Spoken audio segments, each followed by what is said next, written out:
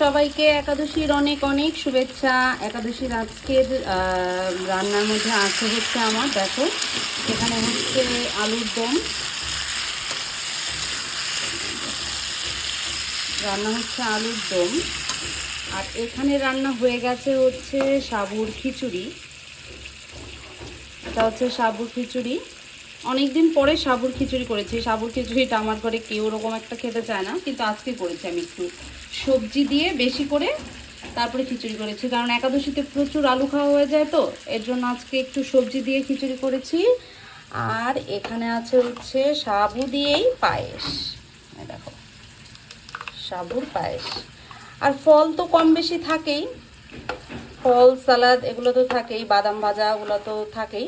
ও আর সাথে আরেকটা জিনিস আছে, সেটা হচ্ছে সাবুর পাঁপড়। ওটা একদম লাস্টে ভাজবো, তা না তো একদম নেতা নেতা হয়ে যাবে। তো চলো রান্না শেষ করি। বাচ্চারা স্কুল থেকে আসবে, বর আসবে অফিস থেকে, টাইম মতো না হলে আবার মুশকিল। তো চলো রান্নাটা শেষ করি।